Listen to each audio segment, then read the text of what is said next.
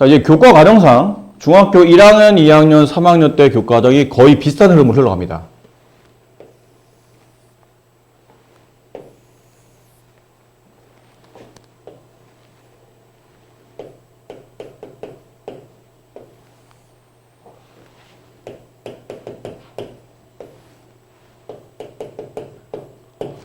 자, 비슷한 구조인데 처음에는 보통 뭐 배웠냐면 수를 배웁니다.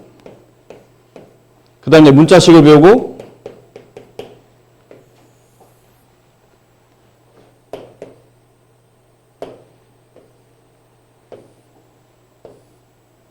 이제 방정식을 배우고 함수를 배워요. 중1, 2, 3이 동일한 교과입니다. 항상 저 패턴대로 흘러갑니다. 수 배우고 문자식 배우고 방정식 배우고 함수 배우고. 여러분이 배웠던 거 한번 떠올려 보세요. 1학년 1학기 때 1학년 1학기 때 처음에 뭐 배웠죠? 유리수. 자연수 배워요. 이 자연수 배우면서 소수, 합성수, 1, 자연수를 구분하는 방식을 배우게 되죠. 그리고 난 다음에 정수와 유리수를 배우죠. 물론 여기서 정수, 유리수는 좀 연산법 위주로 주로 많이 배우게 되고 중1 이쪽에 이제 끝나고 나면 이제 처음으로 이제 여러분이 문자식을 배우죠. 보통 여기서는 문자식이 이제 규칙 위주로 많이 배우죠.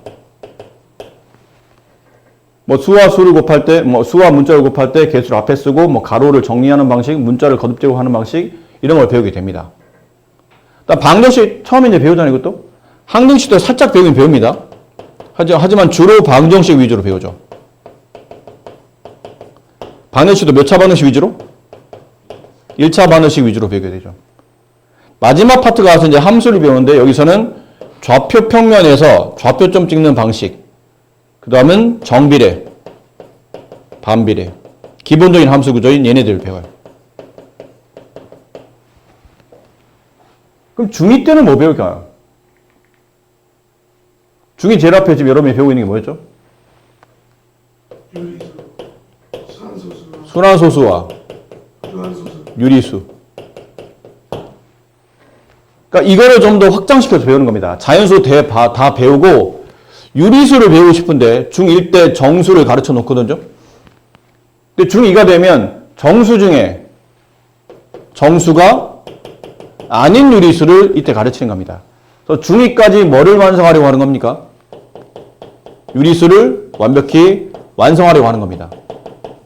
그러니까 중1의 정수, 중2 때는 정수 아닌 유리수, 합쳐서 유리수 완성, 이런 느낌이에요. 그 이쪽 가서는 이제 지수법칙, 최근에 여러분이 배웠던 거죠? 지수법칙. 단항식과 다항식의 연산. 이런 것들을 이쪽 파트에서 배웁니다. 이거 끝나고 나면 잠깐 살짝 뭐가 나오냐면 1차 부등식이 나와요. 1차 부등식 끝나고 나면 중1 때는 1차 반응식 배우잖아요. 중2가 되면 1차 반응식 2개를 배열해서 연립 1차 반응식을 배웁니다. 연계가 된 거죠. 그러니까 중1 때 배웠던 1차 반응식의 확장판이라고 보시면 돼요. 좀 더 연장해서, 좀 더 확장해서. 이거 끝나고 나면 바로 1차 함수가 나옵니다. 근데 사실 1차 함수는 이 정비례 다시 확장판이에요. 정비례 기억나시죠? 원점을 지나는 직선, 식은 y는 ax. 그게 1차 함수의 기본형이에요. 지금 여러분이 이쪽 파트를 하고 있죠? 근데 이제 승혁이는 무슨 이거를 벌써 2번 했답니다. 여러분보다 이쪽 2학년 1학기 파트는 여러분보다 진도가 좀 빨라요. 문제 풀다가 모르는 게 있으면 승혁이한테 좀 잘 물어보도록 하세요. 승혁아, 이거 어떻게 푸는 거야? 라고 물어보면 승혁이가 야, 이것도 몰라? 이러면서 가르쳐 줄 겁니다. 네.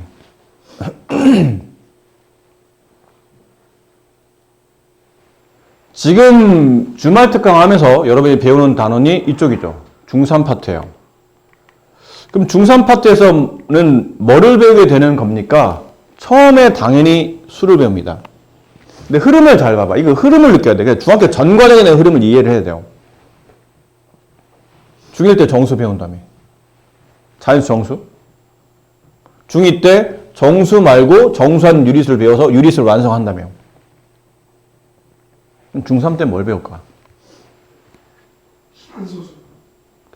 순환소수 말고, 순환소수 중에, 순환소수 말고 무한소수 중에 순환하지 않는 게 있었죠. 이건 유리수인가요? 유리수 아닌가요? 아니에요. 유리수 아니라고 그랬죠. 이유는 이 수를 분수로 표현할 수 없기 때문에 유리수가 아니라고 그랬죠. 그럼 이 수를 이제 뭐라가 부르게 되냐면 유리수가 아닌 숫자니까 무리수입니다. 유한소수 아니면 무한수잖아. 유리수 아니면 무리수예요. 그럼 이 무리수 언제 배워요? 이때 배워요. 순환하지 않는 무한소수. 그럼 몇 가지 배우게 되면 그럼 중2 때 유리수를 배웠죠? 중3 때 무리수를 배우면서 뭐를 완성하려고 하는 거냐면 실수라는 수를 완성하려고 하는 겁니다. 중학교 때까지는 실수를 배웁니다. 실제로 존재하는 수, 리얼 넘버의 줄임말이에요. 실제로 존재하는 숫자. 인간이 사용하는 실제로 사용할 수 있는 모든 숫자가 이 실수 범위 안에 있어요. 그래서 중3 때는 숫자를, 이 무리수를 배워서 실수를 완성하는 구조라고 생각하시면 돼요. 그럼 이거 배우고 나면 그 다음은 문자식을 배우겠죠. 그 문자식을 배우는 게 곱셈 공식, 인수분해. 인수분해? 어디서 많이 듣던 단어 아니에요? 이 앞에 뭐만 붙이면? 소자만 붙이면 소인수분해예요. 매우 유사한 개념입니다, 사실은. 그러니까 곱셈 공식, 인수분해. 그래서 문자식을 다루는 파트를 배울 겁니다. 그럼 이거 끝나고 나면 인수분해 할 수 있어야 돼요. 인수분해 할 수 있고 이걸 할 수 있다는 가정하에 그 다음은 몇 차 반응식을 배울까요? 2차 반응식을 배우는 겁니다. 중1, 2를 통틀어서 연립 1차 반응식까지 해서 1차 반응식을 배웠잖아. 그럼 중3 때 2차 반응식 배워요.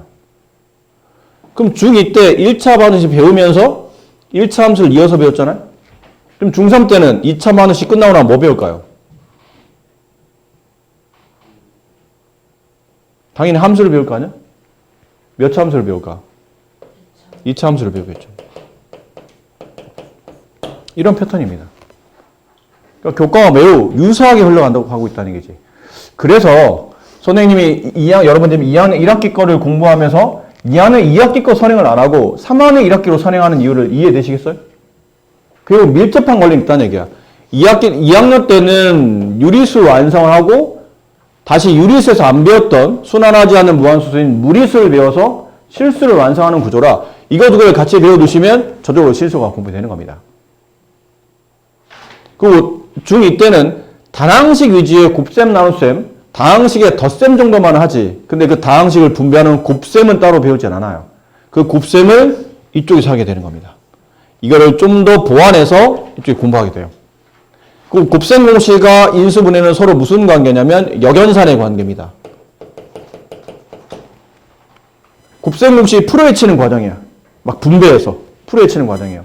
그럼 인수분해는 다시 전개되는 다항식을 곱의 형태로 묶어가는 과정이라고 보시면 됩니다. 서로 매우 밀접한 반대로 계산하는 방식이에요. 그리고 1차 반응식 배웠으니까 차수 높여서 2차 반응식 배우는 거고 1차 함수 배웠으니까 차수 높여서 2차 함수 배우는 겁니다. 이쪽 단어는 모르시면 고등학교 진학을 못한다고 보셔야 돼요. 여기는 사실 모르시면 고등학교 가서 할 게 별로 없어요. 매우 중요한 단어들입니다. 함수도 1차 함수 앞으로 여러분이 이제 멀리 내다보시면 고등학교 와서 내신 공부도 하셔야 되겠지만 수능 준비도 하셔야 되잖아요. 수능 시험에서 직선을 이해 못한다. 1차 함수를 이해 못한다라는 얘기는 그냥 시험 안 보셔야 되는 겁니다. 모든 함수의 기본은 직선입니다. 가장 많이 나오는 함수도 직선이고 그만큼 또 자주 출현되고 또 중요하게 다뤄지는 게 2차 함수예요.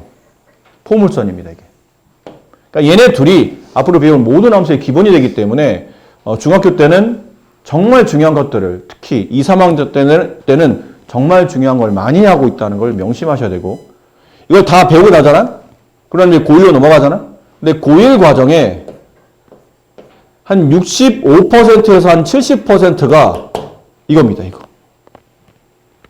그러니까 고1 과정 배우다 보면 한 10단원 배우면 한 3단원 정도는 나도 아직 한 번도 배워보지 않은 단어냐. 근데 나머지 한 7단원은 다 어디서 봤던 단어, 어디서 들었던 단어이라는 얘기죠. 그래서 중학교 공부를 잘해 놓으신 분들은 고1은 그냥 거의 거저먹는 형태로 가는 경우가 많아요. 그래서 지금 우리가 지금 선행하고 있는 이 과정이 절대 허투루 하는 게 아니고 흉내 내거나 이 수업을 하는 이유는 절대 그게 아니다. 저희 반 친구 중에 중3 거 끝내고 이제 고등학교 막 하는 애들이 있대요. 저는 언제 중3 거 하고 언제 고등학교 하나요? 그 흉내 내려고 하는 거 아니야. 빨리 하는 거 전혀 의미 없어. 한 번 할 때 제대로 하는 게 중요해.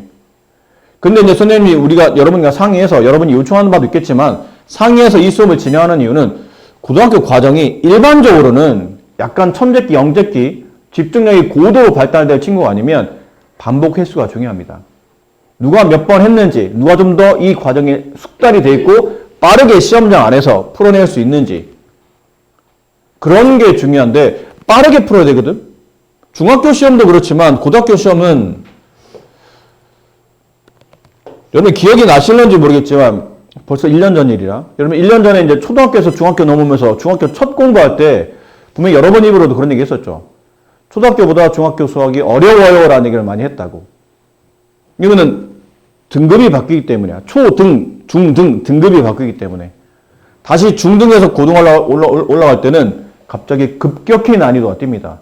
초등에서 중등 넘어갈 때 그 난이도의 갭보다 훨씬 더 큰 느낌으로 중등에서 고등의 갭이 벌어져요. 갑자기 너무 어렵다는 느낌이 들어. 중학교 때 여러분 이제 시험 문제 푸실 때 혹시나 저는 시간이 부족해서 몇 문제를 못 풀었어요 라는 경우는 생각보다 많지는 않죠. 가끔 문제 풀다가 이게 왜 답이 안 나오지? 뭐 이런 느낌 때문에 좀 늘어지는 경우는 있지만 전반적으로 문제가 어려워서 내가 시험 볼 때 시간이 부족해서 몇 문제를 못 풀었어요 라는 경우는 거의 없어요, 사실은. 근데 고등학교 하면 거의 다 그렇습니다. 이건 절대 거짓말이 아니에요. 여러분 집에서 혹시 뭐 형, 누나, 오빠, 언니 있으면 물어보세요. 고등학교 시험 진짜 시간이 없어? 라고 물어보시면 100이면 100다. 다 똑같은 얘기 할 겁니다. 시간이 무조건 없어 라고 얘기할 겁니다. 공부 잘하는 학생들, 그러니까 최상위권 학생들 몇 명 빼놓고는 거의 다 대부분 다 시간 안에 문제 못 풉니다. 둘 중에 하나요. 시간 안에 못 풀거나 못 푸는 문제가 생겨서 두세 문제를 그냥 버리거나 그런 케이스예요.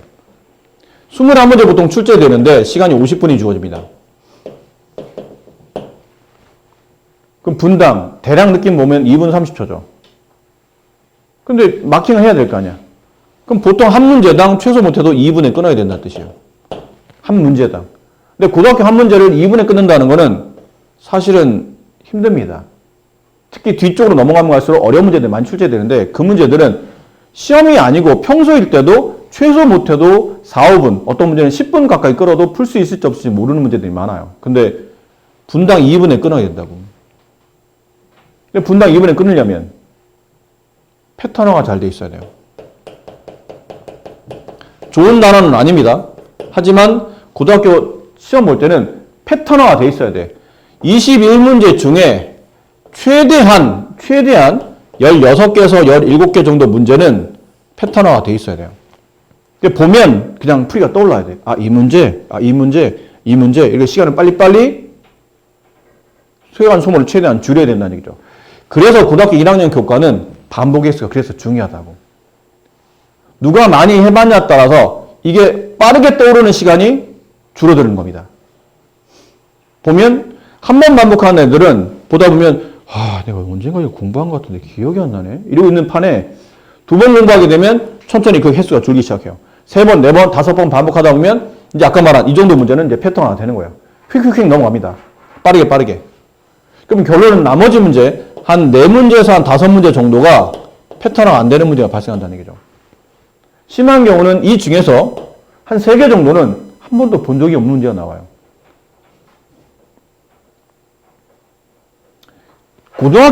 고등학교 그 내신 준비를 오래 한 친구들은 한 2, 3년 동안 이 고등학교 과정을 준비합니다. 그리고 우리 학원에 있는 학생들 중에도 보면 반에 따라 좀 다르겠지만 최소 못해도 고등학교 1학년 교과를 3월달 학교 들어가기 전까지 최소 못해도 5번에서 6번 정도 반복을 하고 들어가요.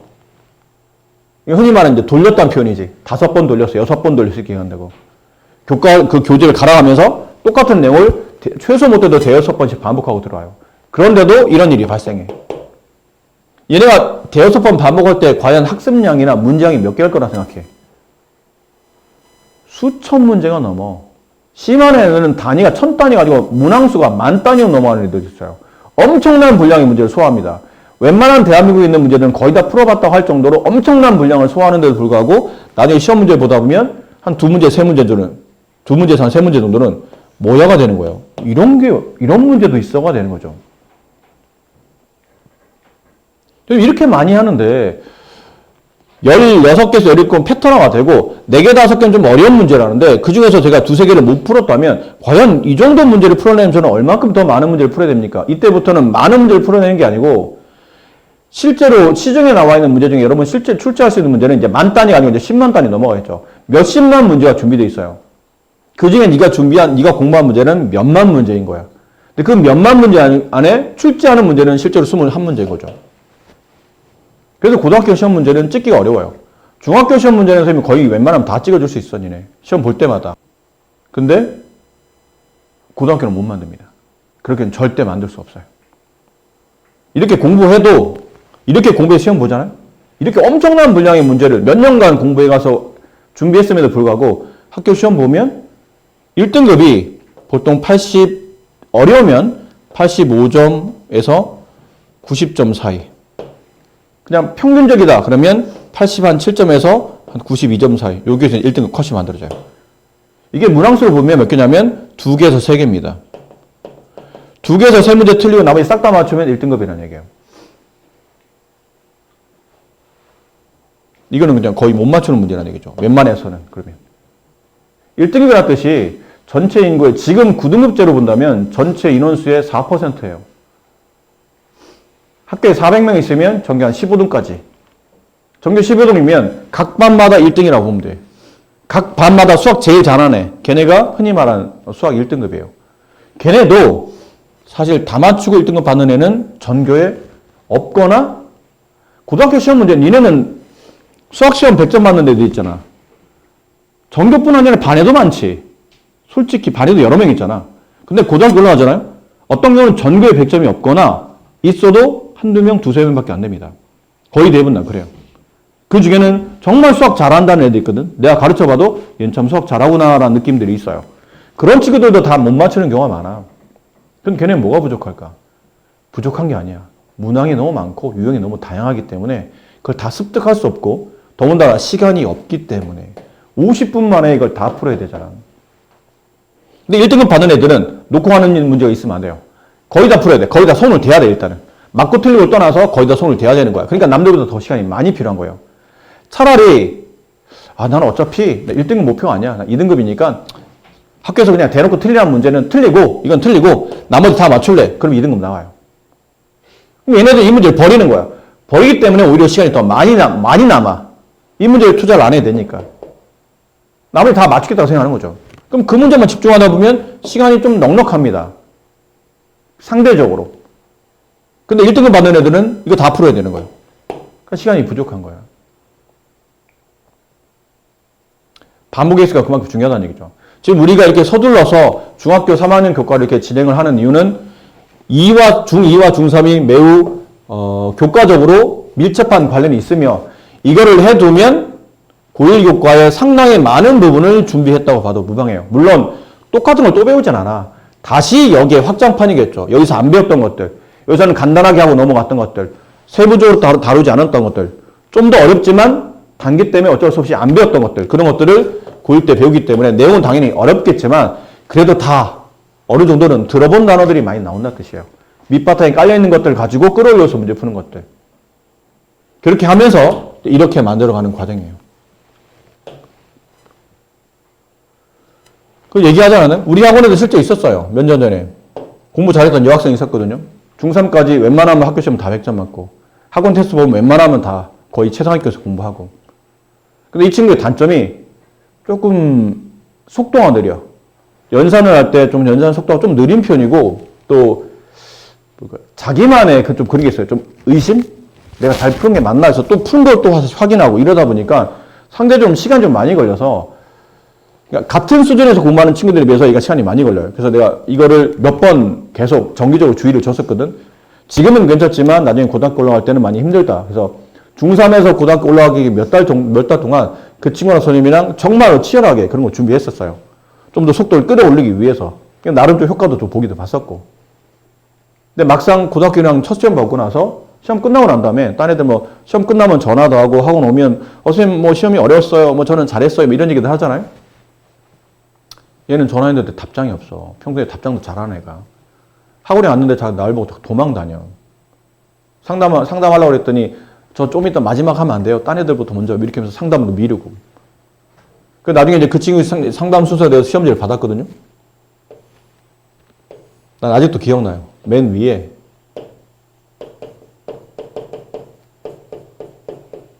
이렇게 돼 있었어요.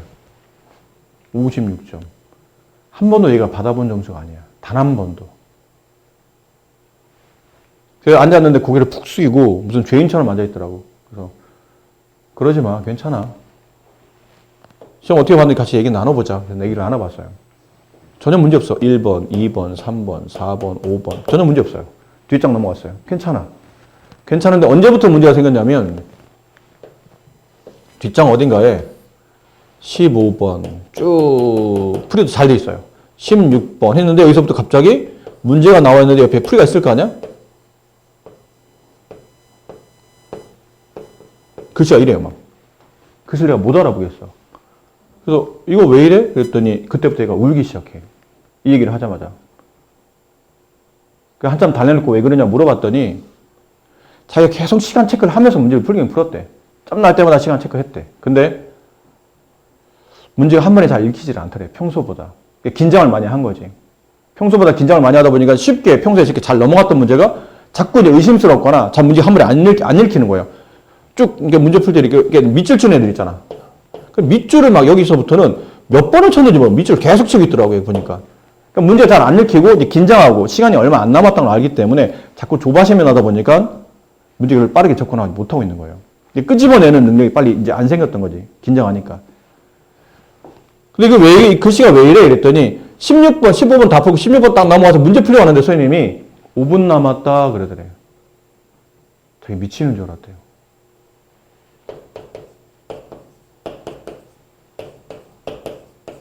아직 손도 안 된 5문제가 남은 거예요. 16번까지 포함하면 6문제가 남은 거예요. 5분 안에 6문제를 풀어야 돼. 근데 아까 말했지만 뒤로 가면 갈수록 문제가 어렵잖아. 이 안에는 최소 못해도 한 3개 정도의 어려운 문제가 배치되어 있다는 뜻이에요. 자기가 심장이 터지는 줄 알았대. 걔가 울면서 그러더라고. 그 순간에는 딱 죽고 싶었다고. 그래서 엄마 너 말 그렇게 함부로 하는 거 아니야? 그랬더니 그냥 기분이 그랬다고 그러더라고. 숨도 잘 안 쉬어지더래. 그때는. 그래서 내가 보기엔 이렇게 한 거죠. 막 열심히 풀고 있는데 시간 얼마 없네? 그리고 근데 막상 선생님이 5분 남았다 그러니까 어떻게 하면 좋아? 이러고 울고 있는 거야. 이러고. 이러니까 이 다음부터는 그냥 거의 다 틀렸다고 하는 게 맞겠죠. 앞에를 잘 풀었다 하더라도 뒤에 배점 높은 것들을 싹 다 틀렸기 때문에 점수가 이렇게 나온 거예요. 그렇게 열심히 하는 애들도 시간에 밀려서 이럽니다. 이게 여러분의 미래일 수 있어요. 너는 특별할 거라 생각하지 마. 다 똑같으니까. 니네 선배들도 다 똑같이 겪고 있는 과정이고 시간이 밀리는 거는 어쩔 수 없어요. 시간 안에 차라리 문제 아까처럼 몇 개를 빼고 나는 몇 개를 확 다 풀겠다라는 느낌이 아닌 이상은 100% 시간을 밀립니다. 근데 그거 어떻게 시간을 활용할지. 그러니까 아까 말한 패턴화가 잘 돼 있어야 된다는 얘기야. 1번 문제 볼 때 1번 보자마자 그러니까 한 문제 2분이 아니고 얘는 한 문제 거의 몇십 초 안에 풀어야 되는 거예요. 그러니까 그렇게 이 문제를 내가 만약 10초 만에 풀었어. 1번 문제가 쉬워서 10초 만에 풀었어. 그럼 나는 1분 50초가 세이브되어 있는 상태예요. 이 문제 푸는데 30초 걸렸어. 그럼 이 문제 하나당 1분 30초가 세이브된 거예요. 다 그렇게 하면서 문제를 최대한 세이브 시키는 겁니다. 근데 문제는 뒤로 가면 갈수록 세이브하는 시간이 아닌 아까 세이브했던 시간을 이제 얻어다 써야 되는 거죠. 조금씩 빼다 써야 되는 거예요. 그리고 나중에 어려운 문제 가서 풀 수 있는 한 최대한 다 풀고 남는 문제 3, 4개 못 풀었으면 그 3, 4개 안에다가 나머지 지금 내가 세이브한 모든 시간을 여기다 내가 투자를 해야 되는 거예요. 그러면서 문제를 정리해 가야 된다는 얘기죠. 오늘 우리가 이제 3학년 첫 수업할 때 선생님이 왜 이렇게 고등학교까지 잔소리를 떠드는 거냐면 지금 여러분이 하고 있는 수업은 절대 흉내내기 위한 수업이 아니라는 걸 명심해야 돼. 저희 반 친구 중에 누가 어디 3학년 거 진도, 고등학교 어디 진도, 그럼 저도 남이 하니까 나도 따라한다는 그런 식의 수업. 그리고 여기 있는 반 친구 중에도 필요성을 확실히 못 느끼고 있는 친구들이 혹시 있을까봐 얘기하는 거예요. 이 수업에 대한 필요성을. 그냥 따님도 다 한다 그러고 나도 뭐 위치상 지금 상황상 해야 될 것 같고 안 하면 안 될 것 같고 그러니까 뭐 나도 그냥 해야 되는 거 아니야? 라는 느낌을 혹시 처음에 그런 마음으로 오셨다면 자기의 의지나 자기의 목표성을 다시 다지셔야 됩니다. 의도는 처음에 어떻게 됐을지 모르겠지만 이 자리에 앉아있는 순간부터는 여러분이 100% 필요성을 느끼고 조금은 더 자기 스스로를 개발하고 발전시키기 위해서 이 자리에 앉아있다고 생각하셔야 되고 주말 오전에 하는 수업이기 때문에 분명히 여러분이 체력적으로 좀 피곤하실 수도 있어요. 원래 이 시간대 보통 다 자고 있잖아. 대부분 이 시간대만 자고 있고 이제 막 일어나고 밥 챙겨 먹고 막 이래야 될 때 학원 나와서 이제 미리 학원 나오려면 11시 반에 수업이지만 뭐 늦어도 11시 혹은 뭐 빠르면 10시, 10시 반부터 일어나서 막 준비하셔야 되는 그런 분들도 계시기 때문에 좀 피곤하실 수도 있습니다. 근데 토요일 날 오전 시간을 잘 활용하는 능력을 키우시면 이건 장기적으로 여러분한테 큰 도움이 될 겁니다. 이런 것들이 몸에 배서 난 토요일 항상 오전에 어느 정도 일정 이상의 시간에 일어나서 뭔가를 준비하고 있고 또 그때 또 학습적으로도 내가 공부하고 있고 이런 것들이 지금부터 앞으로 향후 한 2, 3년간 쌓이다 보면 아마 여러분 나중에 공부하실 때 많은 도움이 되실 테니까. 교과가 그렇게 구성되어 있어요. 처음에 제곱근 배웁니다. 이쪽이 이제 무리수를 배우는 파트예요. 유리수가 아닌 무리수를. 그리고는 이제 무리수 확장이죠. 그 무리수를 가지고 이제 계산한 연산 능력 키우시는 거고. 그다음에 여기 곱셈 공식 배워요. 여기서 아까 말한 곱셈 공식 배우고 나면 인수분해, 곱셈 공식, 역연산. 인수분해 할 수 있어야 2차 방정식 해를 구할 수 있습니다. 해를 구할 수 있고 그 2차 방정식 끝나고 나면 그 2차식을 는 y에 대응시킨 2차 함수를 공부해서 3학년 1학기 교과를 마무리하시는 거예요. 이렇게 교과가 구성되어 있으니까 단원별의 어떤 특징, 앞에는 수를 배우고 1, 2단원은 수를 배우고 3, 4단원은 문자식을 배우고 4단원은 방정식, 5단원은 함수구나. 항상 이런 패턴대로 중 1, 2, 3이 흘러가고 있구나라는 것을 눈여겨서 이해하시기 바라요. 아셨죠? 수업이면 거울은 어떻게 보고 사냐? 자, 1번 제곱근의 뜻. 처음에 이제 제곱근이라는 걸 배우는데 저 제곱근 중에 제곱이라는 단어를 여러분이 모르진 않죠. 그 제곱이라는 단어에 근이 붙었을 뿐입니다. 여기 오른쪽에 이제 그림이 나와 있는데 실제로 오른쪽에 이쪽에는 이 위치의 값을 모른다고 가정합시다. 이거는 얘를 몰라요. 근데 만약 플러스 5라는 숫자가 있어요.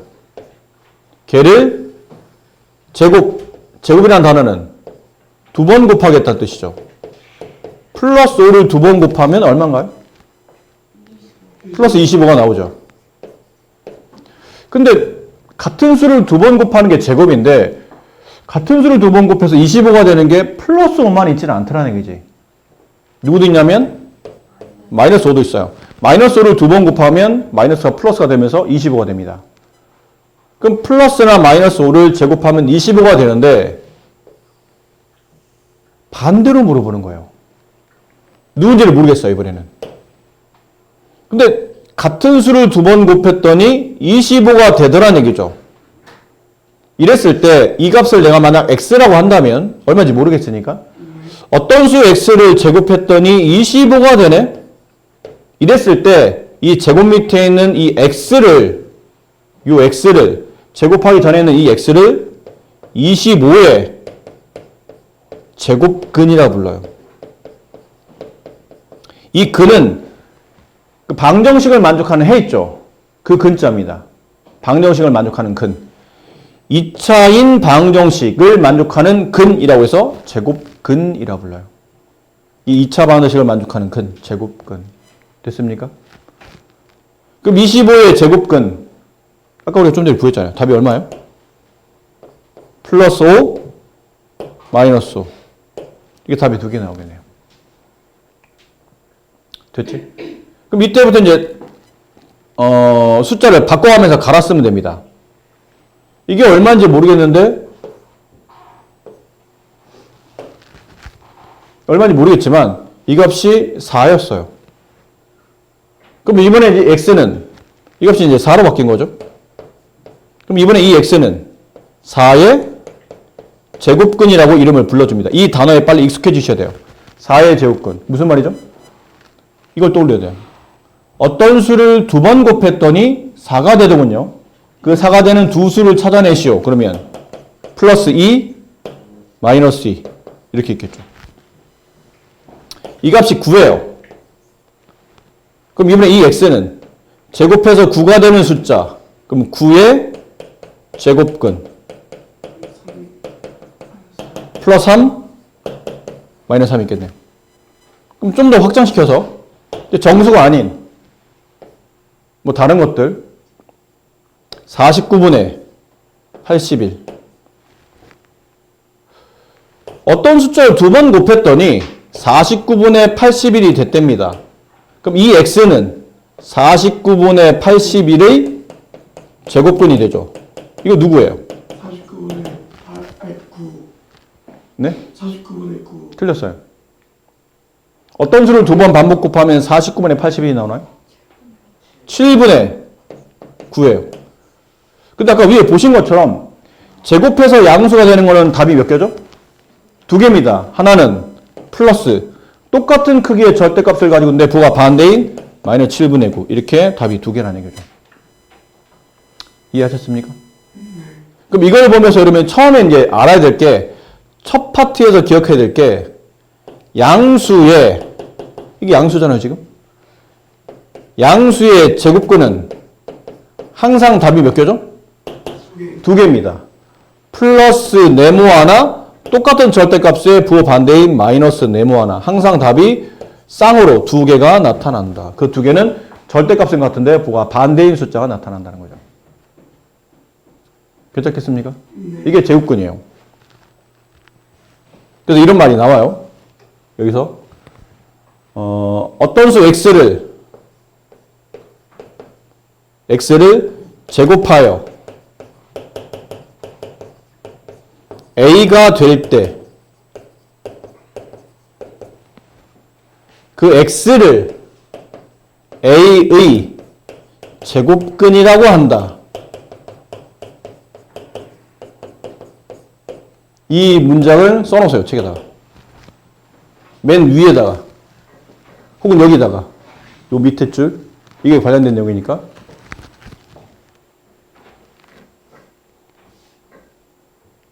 얘를 식으로 쓰면 이건 이제 한글식 표현이고 얘를 식으로 쓰게 되면 x제곱은 a 이렇게 쓰시면 돼요. x제곱은 a다.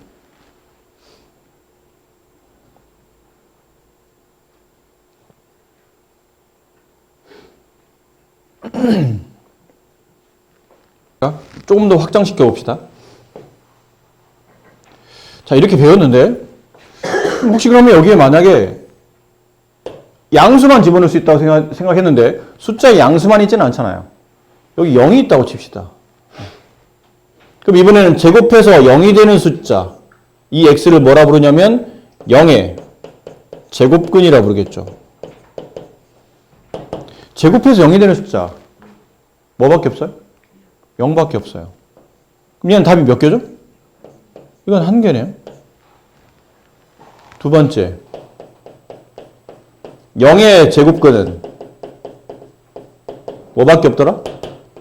0밖에 없더라. 그래서 개수가 0이라는 숫자 한 개가 존재한다. 양수는 항상 답이 두 개입니다. 양수의 제곱근 플러스 하나 마이너스 하나. 민준이 알겠니? 손톱 손질하고 있어. 0의 제곱근은 한 개, 0 하나밖에 없다. 그럼 이번에는 양수도 해봤고 0도 해봤으니까 당연히 이제 뭘 해봐야 돼요? 음수 해봐야 되겠죠. 여기 마이너스 4가 있다고 칩시다. 그럼 어떤 수를 제곱해서 마이너스 4가 된다. 그럼 이 수 x를 마이너스 4의 제곱근이라 부를 텐데 이 답 얼마요? 없어요. 그치, 없지. 대현이 말한 대로 되나? 없기 때문에 안 되는 겁니다. 아니, 마이너스 2? 아니에요. 마이너스 1을 제곱하면 플러스 4가 됩니다. 음수를 제곱하면 양이 되고, 양수를 제곱하면 양이 되고, 0을 제곱하면 0이 되기 때문에 우리가 알고 있는 숫자는 다 양수, 음수, 0, 그 중에 포함되어 있죠.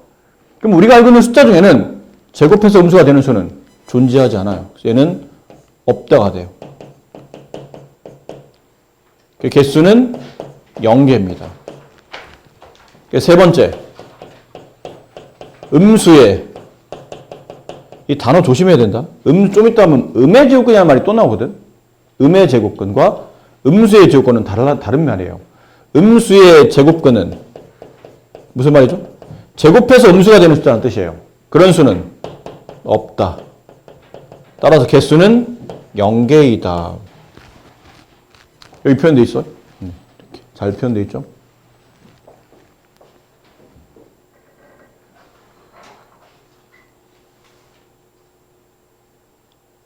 뭐 어렵지 않게 여기는 하실 수 있지 않을까 싶어요.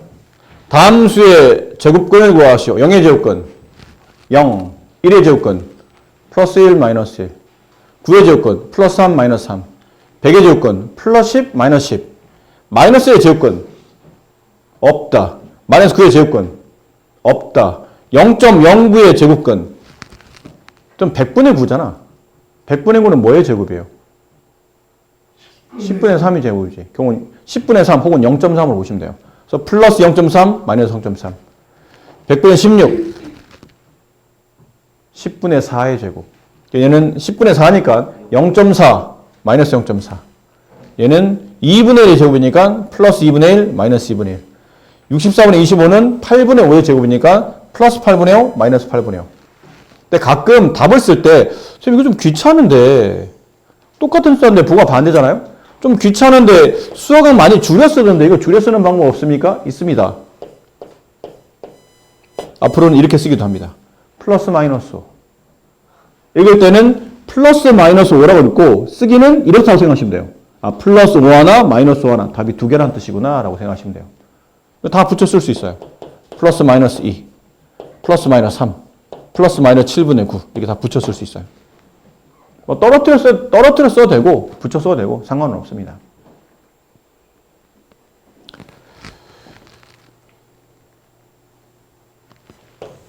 여기는 뭘 말하냐면 5번 내용은 물어보는 게 이거를 물어봐요. 만약에 3의 제곱의 제곱근을 구하시오. 그러면 책에서 말하고 있는 게 뭐냐면 어렵게 생각하지 마라 라는 뜻이에요. 어렵게 생각하지 마라. 괜히 제곱시킨 숫자의 제곱을 고민하지 말고 그냥 계산하라는 얘기예요. 3의 제곱은 9. 9의 제곱근을 구하시오라는 뜻이니까 아, 제곱해서 9가 되는 숫자 답은 플러스 3 하나, 마이너스 3 하나 혹은 플러스 마이너스 3 이렇게 쓰면 되는 거구나. 저기도 마이너스 4의 제곱근이라는 숫자는 존재하지 않지 않나요? 왜? 이게 음이잖아요. 음을 제곱하면 양이 되는 겁니다. 이건 음이 아니에요. 마이너스 4가 음이지. 근데 제곱하면 양이 되잖아. 그럼 괜히 이거 구할 때 음수 이런 걸 고민하지 말고 그냥 직접 값을 계산하라는 뜻이에요. 마이너스 4의 제곱 16의 제곱근 답은 플러스 마이너스 4. 그러면 이런 문제 나왔을 때 그냥 제곱하는 거 안 해도 되고 저기 나와 있으니까 나와 있는 숫자에다가 그냥 플러스 마이너스 붙이면 되는 거. 네, 저게 정답이에요. 저 말이에요. 무슨 말을 하고 싶었냐면 이런 거는 직접 계산하면 되겠죠. 뭐 계산하면 하잖아. 3의 제곱 어렵지 않고 마이너스 4의 제곱 어렵지 않으니까. 이런 것도 별로 어렵지 않아요. 5분의 1 제곱하면 25분의 1. 마이너스 0.1을 제곱하면 마이너스 0.04. 뭐 이런 거 어렵지 않습니다. 근데 갑자기 이런 걸 물어봐요. 마이너스 1248의 제곱의 제곱근을 구하시오. 그냥 당황스럽죠. 이거 언제 제곱합니까? 제곱할 필요가 없어요. 이 다음 뭐죠? 플러스 마이너스 1248이에요. 이게 왜 그렇게 되는 거죠? 그러면 이게 이 숫자가 마이너스 1248을 뭐한 숫자라는 얘기예요? 제곱한 숫자라는 얘기잖아. 이 답이 뭐가 있을 거 아닙니까? 이 답이 뭐가 있겠죠. 이 답을 네모라고 합시다. 마이너스 1248의 제곱한 짝을 네모라고 합시다. 그 네모가 여기 있다는 뜻이에요. 그럼 네모의 제곱근을 구하라는 얘기죠. 다시 결국은. 네모의 제곱근. 그럼 다시 이 수를 구하라는 얘기거든요. 다만 이 수는 양수였기 때문에 양수의 제곱근을 하면 크기는 이건데 부를 둘 다 써야 되기 때문에 이렇게 쓴다고 보시면 돼요. 그러니까 결국은 이거 하나의 패턴화가 되는데 어떤 숫자의 제곱의 제곱근을 구하시오라는 형태가 나오면 답은 뭐라 쓰시면 돼요? 플러스 마이너스 네모라고 쓰시면 됩니다. 이게 하나의 패턴화가 되는 겁니다. 이해되시죠?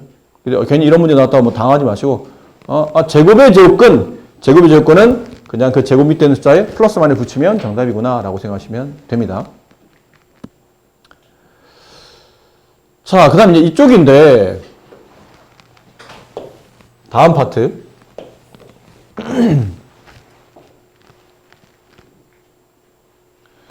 좀 전에 혹시 여러분이 구했던 제곱 숫자를 잘 보세요. 이런 거 했었잖아요. 4의 제곱근을 구하시오. 답이 뭐였죠? 2 플러스 마이너스 2였죠. 답을 쉽게 구할 수 있었던 이유가 이 4가 무슨 수기 때문이죠? 제곱수기 때문이에요. 제곱수니까 제곱값을 금방 알아낼 수 있는 겁니다. 좀 더 복잡한 숫자가 나왔다 하더라도 당할 건 없었잖아요. 16분의 64. 이 수의 제곱근을 구하시오. 그러면 플러스 마이너스 4분의 8. 물론 약분하면 이건 플러스면 2가 되겠죠. 그렇지? 이 숫자가 4란 뜻이니까. 뭐 그게 중요한 게 아니고 이 숫자도 결론은 제곱수기 때문에 제곱근을 금방 계산할 수 있었던 겁니다. 그렇지? 근데 얘보다 더 쉬운 숫자, 얘네보다 더 쉬운 숫자. 2의 제곱근을 구하시오. 숫자가 떠올라요? 2의 제곱근. 이게 무슨 말이야? 의미를 잘 모르겠네? 개념적으로, 원리적으로 다시 한번 접근해 봅시다. 그 수가 어떤 숫자인지 모르겠지만 그 수를 제곱했더니 2가 되더라. 그때 x가 누구입니까?를 물어보는데 양수의 제곱근이니까 답은 몇 개예요? 2개인 게 확실해. 플러스 하나도 제곱하면 양수 2가 돼 있을 테고 마이너스 2 하나도 제곱하면 양수 2가 돼 있을 텐데 숫자를 못 찾겠네? 2는 제곱수가 아니니까. 그래서 이런 고민 해봤죠. 수학자들이. 가만히 있어봐라. 얘는 1의 제곱근인 1보다는 크지. 근데 4의 제곱근인 2보다는 작잖아. 그러면 2라는 숫자는 1보다 크고 4보다 작으니까. 그럼 1의 제곱근 1, 4의 제곱근 2. 그럼 2의 제곱근은 1과 2 사이에 있는 어떤 숫자라는 뜻이죠. 그럼 1과 2 사이는 어떤 숫자니까 1.5? 1.5를 제곱하면 뭐가 되죠? 2.25가 나와요. 그럼 2를 넘어갔잖아.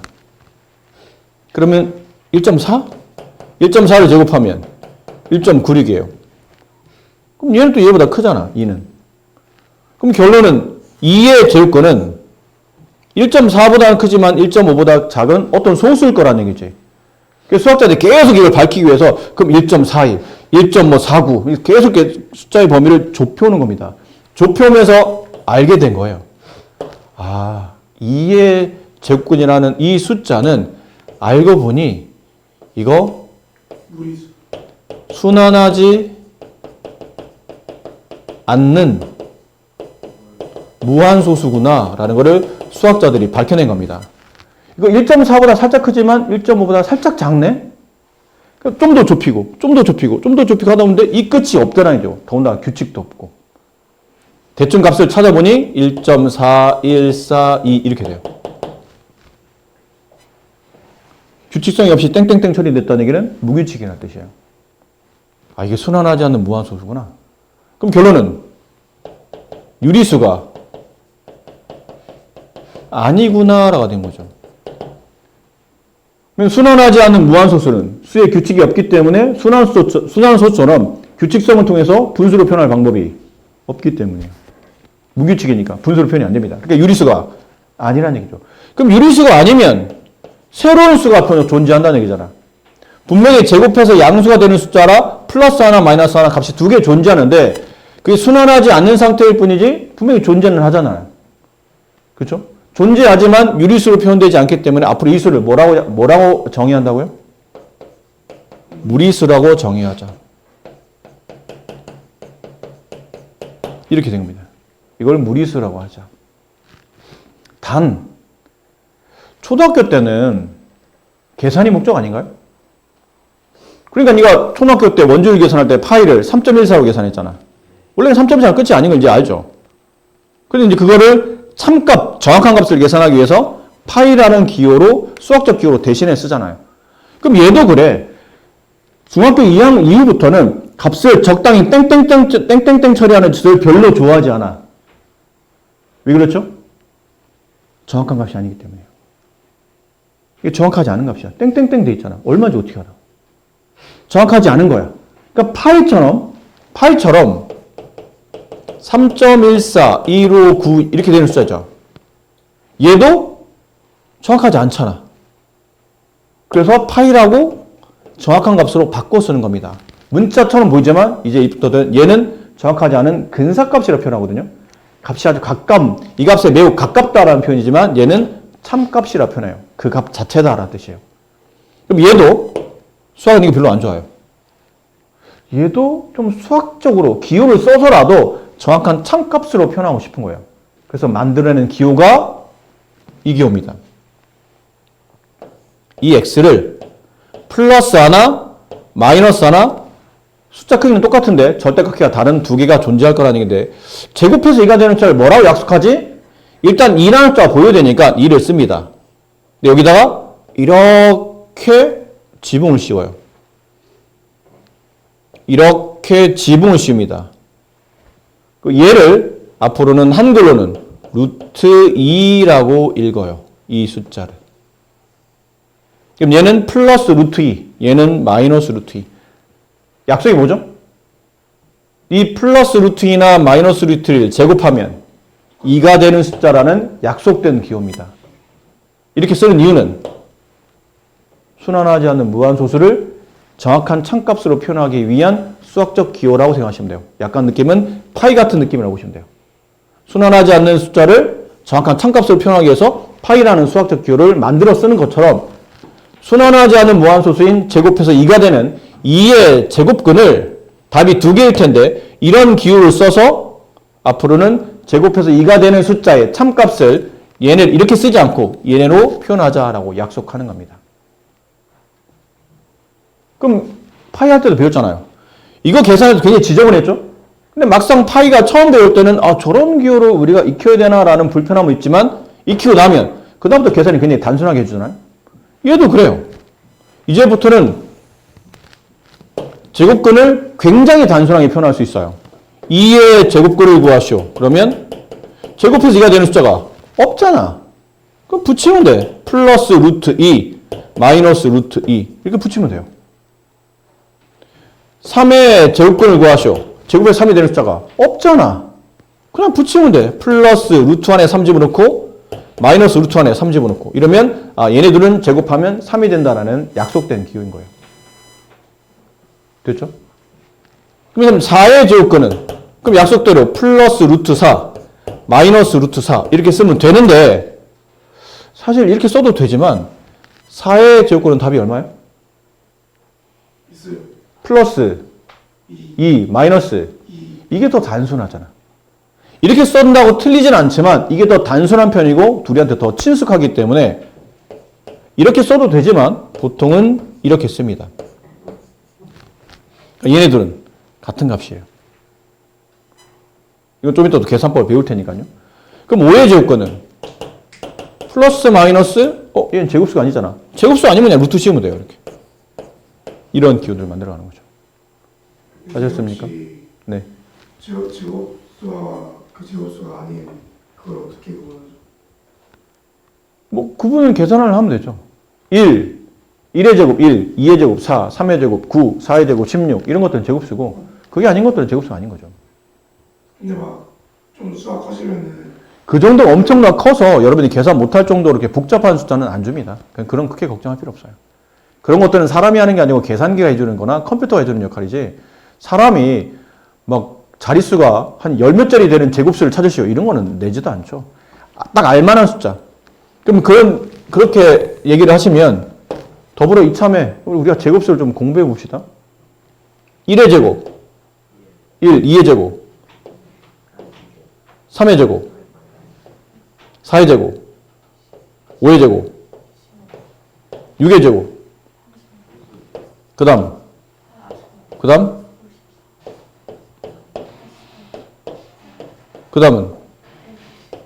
다음 12의 제곱, 144, 13의 제곱,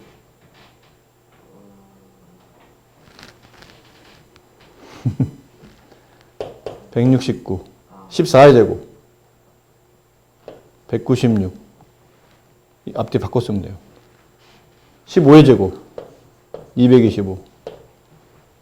16의 제곱, 256. 17의 제곱, 289. 이 정도만? 네. 이런 게 제곱수예요.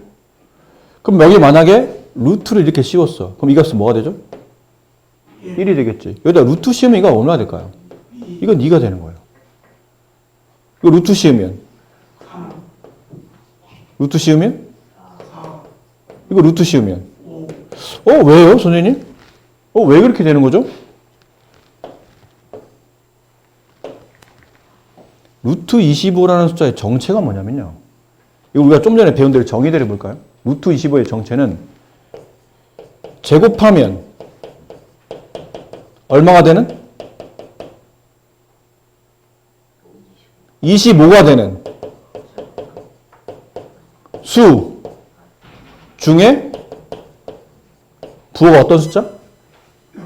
양수인 숫자. 그래서 제곱하면 25가 되는 양수.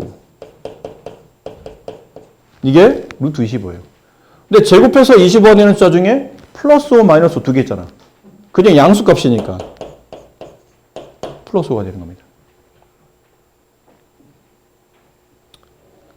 그렇게 되는 거예요. 그럼 루트 36은 정의대로 가면 제곱하면 루트 안에 들어있는 36이 되는 숫자 중에 부호가 양인 숫자. 근데 제곱해서 36이 되는 숫자는 계산이 되거든요. 플러스 6, 마이너스 6. 아, 그 중에 부호가 양인 거니까 얘는 플러스 6이구나. 됐니? 그래서 이제 우리 이제 중요한 걸 배우는 겁니다. 아주 중요한 걸 배우는 거예요. 플러스 루트 2. 물론 플러스는 생략할 수 있죠. 이 플러스 루트 2의 수학적 정의는 제곱하면 2가 되는 양수. 마이너스 루트 2의 수학적 정의는 제곱하면 2가 되는 음수. 라는 뜻이에요. 이해됩니까? 그래서 얘를 이름이 있어요. 얘를 플러스 루트 2를 제곱하면 2가 되는 거니까 용어가 뭐죠? 제곱하면 2가 되는 숫자. 2의 제곱근, 그렇죠? 2의 제곱근 중에 부가 양이니까 그냥 제곱근이라 부르지 않고 2의 양의 제곱근이라 불러요. 이게 이름입니다.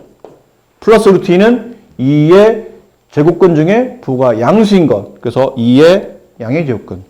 그럼 마이너스 루트 2는 2의 음의 제곱근이에요. 그러니까 아까 이 단어가 헷갈려 이게. 아까 우리가 분명히 음수의 제곱근은 없다고 배웠는데 그는 음수의 제곱근이고 음수의 제곱근과 음의 제곱근은 다른 말이야. 이 숫자 하나 때문에 다른 말이 돼요. 음의 제곱근은 존재하는 값이에요. 제곱근 중에 순수하게 부가 음인 숫자라는 뜻이기 때문에 존재하는 숫자예요. 근데 음수의 제곱근은 존재하지 않는 숫자예요. 이 단어 하나 때문에 괜히 헷갈리는 일이 없도록 조심하셔야 됩니다. 이게 수학적으로 명확히 구분되는 단어인데 이게 한글이기 때문에 헷갈리는 거야. 사실 수학을 공부하다 보면 가끔 한글식 표현 때문에 헷갈릴 때가 있거든요. 대표적인 게 이겁니다.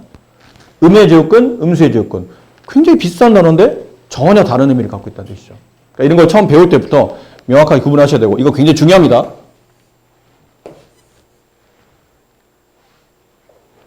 플러스 루트 2는 제곱하면 2가 되는 숫자 중에 부호가 양인 것. 그래서 2의 양의 제곱근. 마이너스 루트 2는 제곱하면 2가 되는 숫자 중에 부호가 음의 숫자. 2의 음의 제곱근. 그렇기 때문에 이런 약속이 성립하는 거예요. 플러스 루트 2를 제곱하면 2가 되는 겁니다. 마이너스 루트 2를 제곱하면 약속대로 2가 되는 겁니다. 제곱하면 2가 되기로 약속했었으니까. 이걸 한 사이클로 다 묶어서 가야 돼요. 이렇게.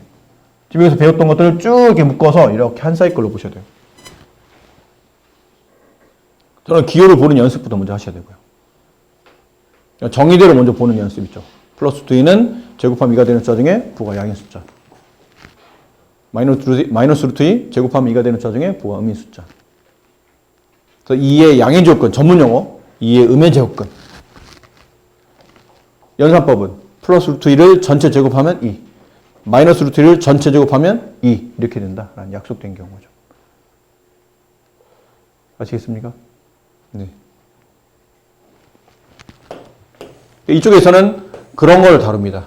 그런 걸. 따라서 이제 정리를 마무리해보면 따라서 어떤 수를 제곱했더니 A가 됐어요. 물론 이 A는 양이라는 약속하에서 그랬을 때 앞으로 저 X를 구하시오. A의 제곱근을 구하시오. 그러면 플러스 마이너스 루트 A 이렇게 쓰시면 됩니다. 됐니? 가끔 이거 학교 시험 문제 나와. 이것도 써놔. 이 부분을. 제곱하여 A가 되는 수를 X라 하자. 이 단어를 가지고 가끔 객관식 보기에 뭐가 나오냐면 이 관계를 수학적 식으로 표현했을 때 적당한 관계식을 고르시오. 이런 말이 나와요. 그럼 1번 X는 A제곱 2번 X제곱은 A제곱 3번 X는 루트 A 4번 X는 플러스 마이너스 루트 A 5번 X는 마이너스 루트 A. 다음 중에 제곱하여 A가 되는 숫자를 X라 했을 때 그들의 관계식으로 적당한 걸 고르시오. 그러면 몇 번이 답이에요? 4번이 답이에요. 이거 말이 안 되고 제곱해서 A가 되는 거지 A제곱이 되는 게 아니잖아요. 이것도 틀렸고 이거 3번과 4번, 3번과 5번은 이 답에 일부만 쓴 거기 때문에 정확한 표현이 아니라는 뜻이죠. 얘가 나오거나 혹은 얘가 나와야 돼요. 둘 중에 하나가 나와야 됩니다. 이거 둘 중에 하나가 나와야 이 말에 대한 표현이 됩니다. 정말로 객관식 보기 1번 문제로 학교 시험 1번 문제로 심심치 않게 출제돼요. 근데 생각보다 애들이 잘 틀려 저거를. 말에 대한 의미를 잘 파악을 못해서. 또 보면 또 비슷비슷한 것들이 많이 나오거든요. 꼭 답은 이거 아니면 이거 둘 중에 하나를 골라 쓴다고 생각하셔야 됩니다. 됐죠? 그래서 이것도 그래서 어떤 수를 제곱해서 A가 됐을 때 따라서 그 X를 플러스 루트 A 마이너스 루트 A로 규정하게 되고 이 플러스 루트 A를 A의 양의 제곱근이라고 부른다. 여기는 마이너스 루트 A를 루트 애들은 A에 앞에 바깥에 마이너스 붙었으니까 음의 제곱근이라 부른다. 약속된 기호입니다. 무리수를 간단하게 참값으로 표현하기 위한 수학적 기호라고 생각하시면 돼요. 다만 쓰다 보니까 숫자 x가 있는데 그 x가 1, 2, 3, 4, 5, 6, 7, 8, 9, 10 근데 내가 루트 x를 계산해요. 그러면 루트 1, 루트 2, 루트 3, 루트 4, 루트 5, 루트 6, 루트 7, 루트 8, 루트 9, 루트 10 이런 식으로 갈 텐데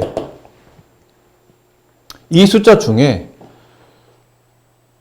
이런 거랑 비슷해요. 2분의 우리가 보통 2분의 6이랑 안 쓰잖아. 뭐라 써요? 이게 더 단순하고 이게 우리한테 더 친숙하고 계산상 편하기 때문에 이 수를 쓰듯이 틀린 건 아니지만 보통 이렇게 쓰잖아요. 마찬가지예요. 여기 나와 있는 루트 값 중에 루트 1은 보통 1로 쓰는 게 더 편한 겁니다. 여기 루트 4는 2로 쓰는 게 더 편해요. 루트 9는 3으로 쓰는 게 더 편합니다. 같은 숫자지만 보통 이렇게 쓰는 게 훨씬 더 편하기 때문에 앞으로는 밑에 있는 숫자로 표현하게 됩니다. 그럼 앞에 만약에 플러스 붙었네? 그럼 플러스 1이 되는 거고 마이너스 붙으면 마이너스 1이 되겠죠. 이건 플러스 마이너스 1 이렇게 바꾸시면 돼요. 플러스 붙으면 2, 마이너스 붙으면 마이너스 이렇게 되는 거죠. 플러스 마이너스 2. 플러스 붙으면 3, 마이너스 붙으면 마이너스 3, 플러스 마이너스 3 이렇게 쓰시면 됩니다. 이렇게 부호에 맞춰서 바꿔 쓰시는 게 훨씬 더 유리하다라는 거고.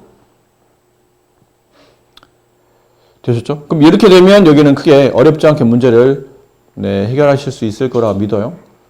이것도 여기 근호라는 단어를 설명해야 되죠. 근호 여기 보면 제곱근을 나타내기 위해서 우리는 루트라는 기호를 쓰죠. 루트라고 읽어요. 이걸 한 글씩 정확하게 한 글씩 표현하는 근호라고 합니다. 근호가 뭐예요? 뭐 사람 이름인가요? 약간 느낌이 이래요. 제곱근의 기호라고 생각하시면 돼요. 근호라고 불러요. 제곱근을 나타내는 기호, 줄여서 근호라고 생각하시면 됩니다. 근데 이렇게 한글로 쓰지만 근호 같은 말은 루트 이런 표현이에요. 아셨죠? 그래서 여기도 표현이죠. 이것도 밑줄 쳐놓으세요. 이거 중요한 표현입니다. 별표 하나. 써져 있는 것처럼 루트 A를 보통은 루트 A라고 읽는 경우가 태반이에요. 대부분 이렇게 읽죠. 루트 A라고. 근데 제곱근 A라고도 읽어요. 근호 A라고는 잘 안 합니다. 같은 말이지만 이건 거의 다 안 쓰는 표현이고 요 두 표현을 많이 써요. 루트 A 혹은 제곱근 A. 자, 이러다 보니까 문제가 발생하는 게 이거예요. 잘 봐라. 4의 제곱근과 제곱근 4는 같은 말일까? 아닐까? 같은 말이 아니라면 왜 아닐까? 그 4의 제곱근은 1을 말하는 거고 제곱근 4는 그 4랑 4를 말하는 거. 틀렸어요. 하나도 맞는 게 없어요. 예? 두 설명 다 틀렸어요. 아까 얘기한 거. 4의 제곱근과 제곱근 4는 다른 말입니다. 근데 왜 다를까?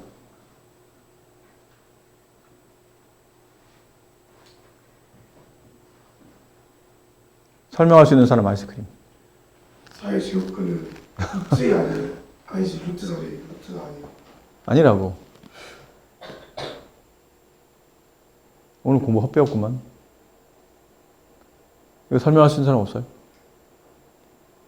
뭐 정확하진 않아도 돼. 그냥 어떤 느낌만, 알고 있다라는 느낌만 받으면 되니까. 음이랑 양이랑 제목을 달라서 잘 설명하다 마지막 설명을 좀 자세히 설명, 조금만 더 붙이면 될 것 같은데? 4의 제곱근은 플러스 토스를 받은 거야 또? 그러니까 4의 제곱근은 플러스 마이너스 다 되는데 제곱근 4는 다시 4의 제곱근은 플러스 마이너스. 다 되는데 제곱근 4는 플러스 마이너스. 맞아요. 아이스크림 잘 먹겠습니다. 야, 나머지 표정 봐봐. 진짜 얍삽하다. 얘기하잖아. 야, 승혁이가 다 얘기해놓은 걸 끝에 가서 토스 받아서 혼자. 얘네들은 이 말을 듣고도 몰라가지고 안 하고 야. 있어요 지금. 하다못해 너 그러면 최소한 다른 사람 몰라도 승혁이한테는 야, 승혁아, 나 아이스크림 먹으면 너랑 나랑 반 나눠 먹자. 뭐 이런 소리를 하든지. 앞니가 지금 승혁이가 한 80% 만들어 놓은 거를 냅다 주워놓고. 아니 상상나 사가지고 오면 되잖아요.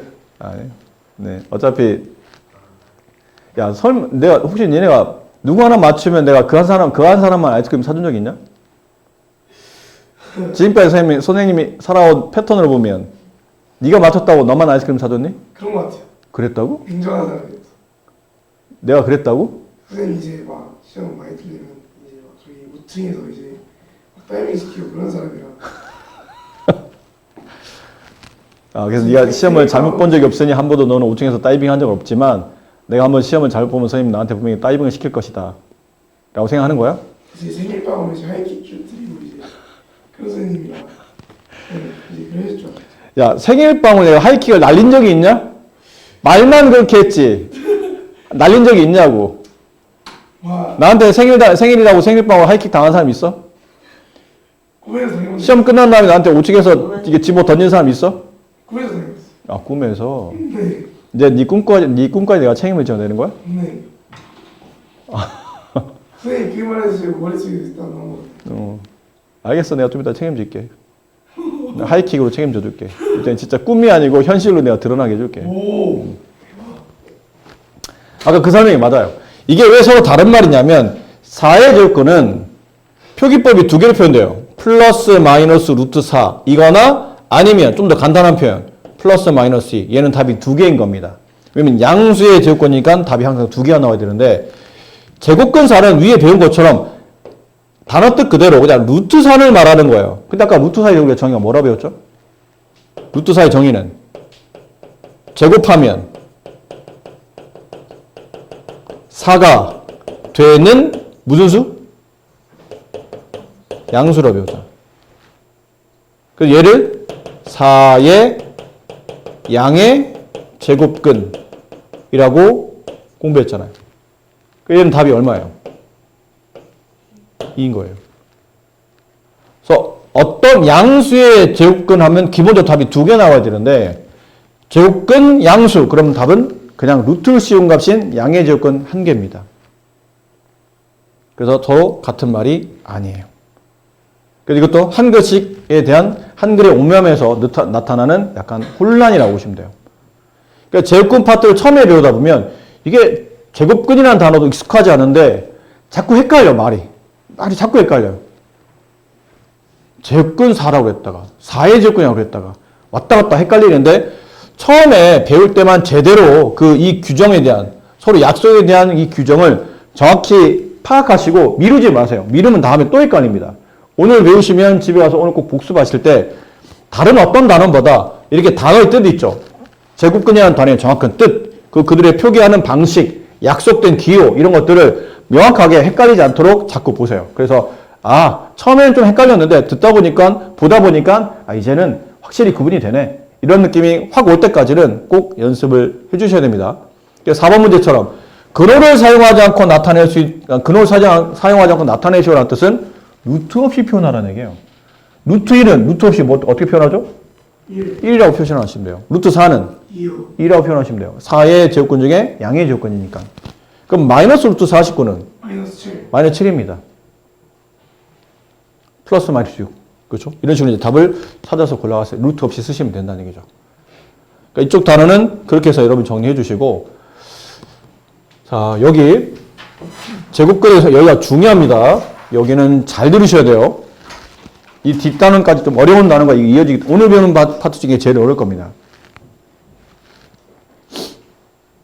이게 지금 문자로 써놔서 좀 복잡해 보이죠? 숫자로 그냥 선생님 구분해서 써드릴게요. 처음에는 이거 뭐냐면 어떤 A가 먼저 양수겠죠? 어떤 양수 값을 전체를 다 제곱합니다. 얘는 어떤 양수의 제곱근 앞에 음이 붙어요. 음의 제곱근이죠. 음의 제곱근을 전체 제곱합니다. 얘는 뭐냐면 루트 안에서 가로 없이 루트 안에서 어떤 양수를 제곱합니다. 얘는 뭐냐면 A는 양수인데 A 앞에 음 붙었죠. 그럼 루트 앞에 음이 붙어요.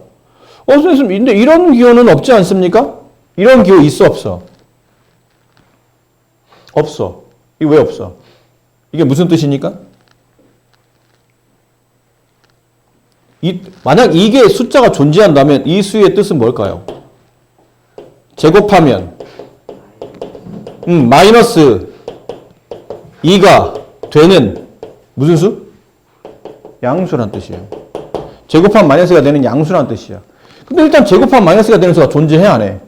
없잖아. 그러니까 양수는 더군다나 말도 안 된다는 거죠. 존재하지 않는 수의 양수가 어디 있어요? 그러니까 이런 기호는 없어. 없는데 잘 보니 그 위에 뭐가 붙었죠?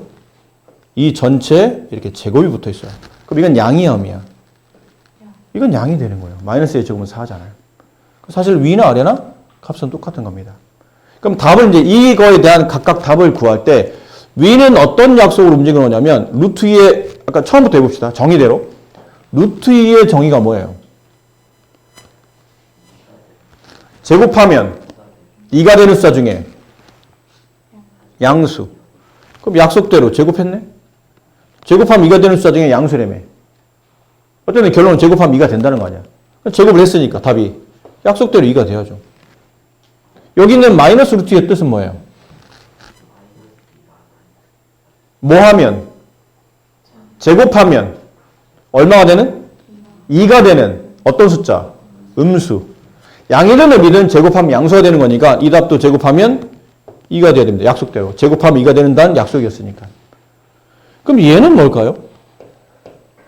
얘는 루트 4죠. 루트 4는 뭐예요? 제곱하면 4가 되는 숫자 중에 양인 숫자 얼마예요? 이것도 답이 2야. 근데 얘도 사실은 표기법이 약간 차이가 있을 뿐이지 어쨌든 얘는 루트 4를 말하는 거잖아요. 그럼 이 답도 2가 되겠죠? 맞습니까? 자, 이제부터는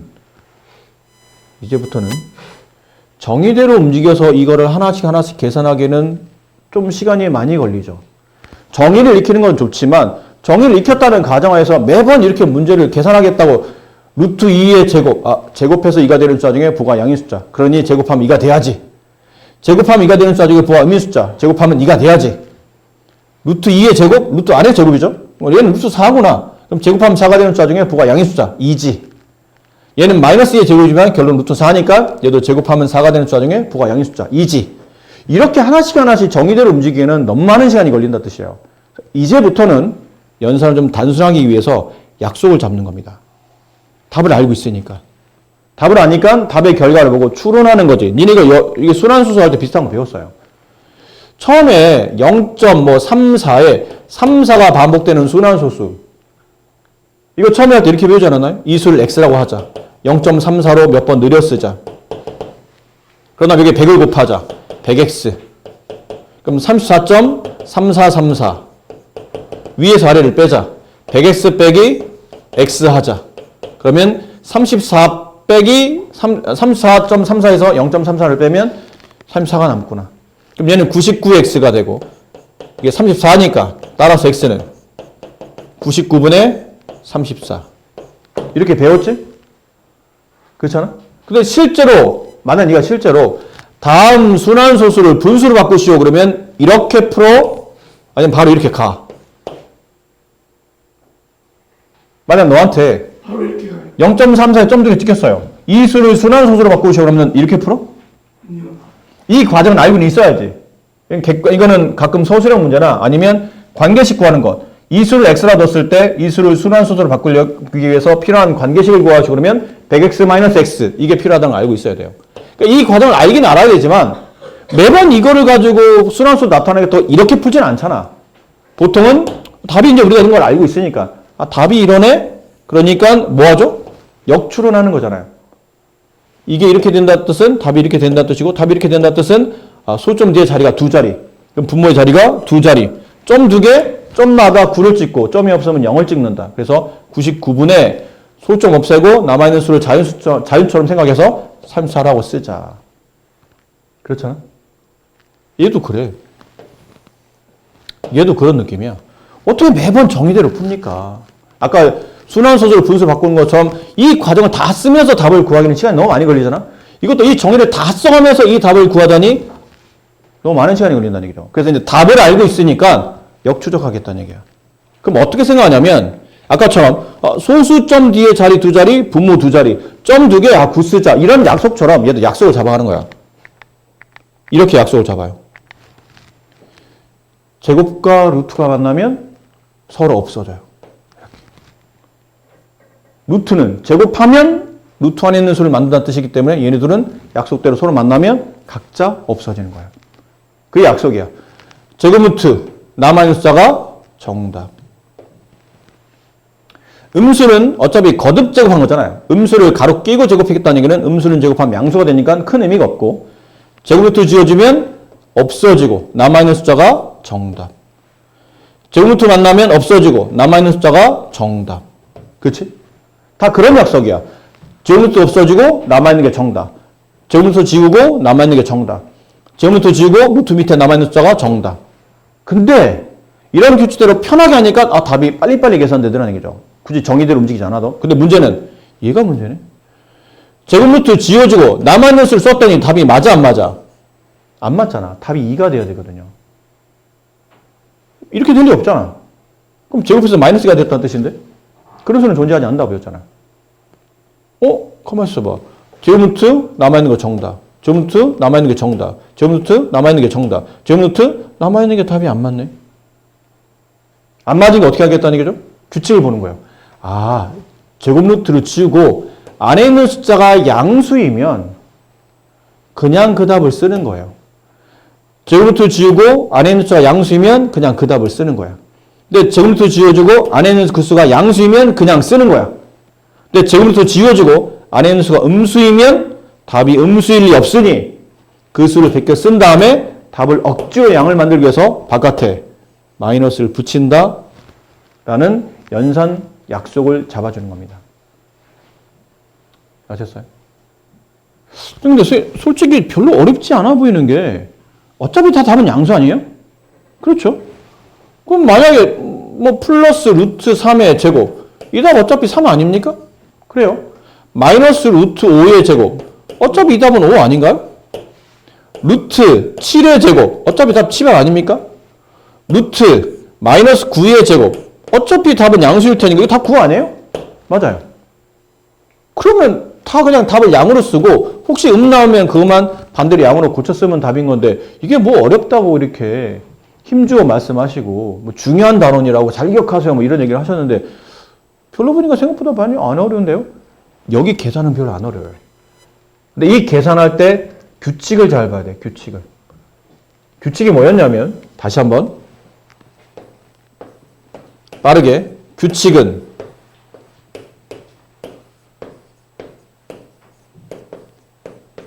이렇게 되어 있는 상태에서 얘는 고민할 게 없어요. 얘는 답이 무조건 2입니다. 루트 바깥에 전체 제곱을 끼고 전체 가로를 끼고 제곱하는 케이스는 전체 제곱하는 케이스는 그냥 답이 2라고 생각하시면 돼요. 여기서 문제가 되는 거는 얘네 둘이에요. 밑에. 얘네 둘이 문제예요. 루트 안에서 제곱하는 케이스. 이게 문제인 겁니다. 이해돼요?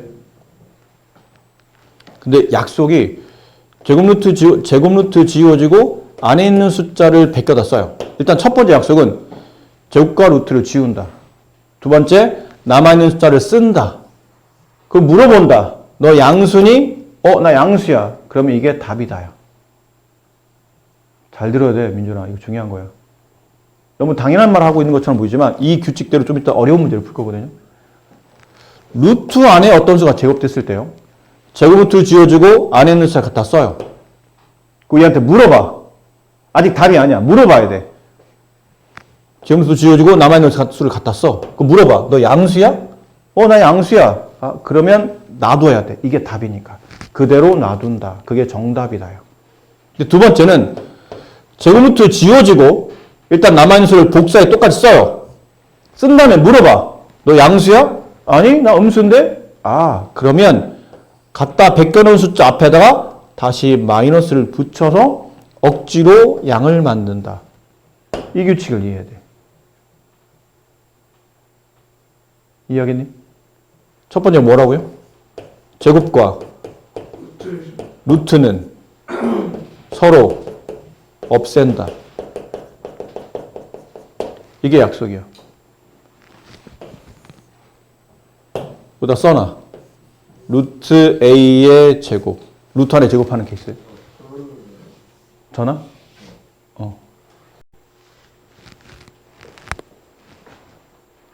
이거요? 조금만, 네. 여기다 옆에 쓸게요. 제곱과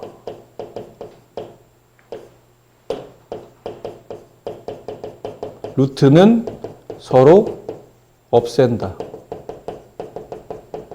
이게 첫 번째 약속이고, 두 번째는 남은 수를 복사해서 쓴다. 그러니까 그대로 쓰라는 얘기예요. 제곱 루트 없애고 남은 수를 그대로 씁니다. 세 번째, 그 남은 수 누구예요? 지금 A죠? A한테 물어봐요. 남은 수에게 묻는다. 땅에 묻는 거 아니고요. 물어본다는 얘기죠. 그래서 네 번째, 그 수가 양이라고 판단되면 그대로 쓴다. 이게 답이에요. 음수라고 판단되면 수 앞에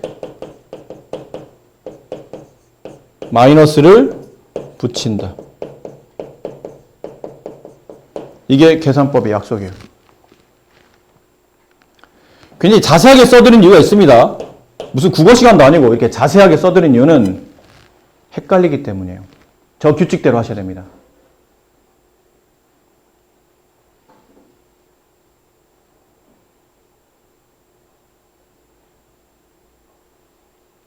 다시 제곱과 루트는 없앤다. 두 번째, 남은 수를 복사해 그대로 쓴다. 세 번째, 남은 수에게 묻는다. 뭐라고? 너 양수니? 너 음수니? 일단 묻는 거죠. 너 양수니? 양수인데? 그러면 그대로 놔두면 그게 정답이에요. 나 음수인데? 그럼 바깥에 그 수 앞에 바깥에 마이너스 붙여야 돼요. 그 수 또는 문자입니다. 수 또는 문자예요. 수가 될 수도 있고 문자가 될 수도 있어요.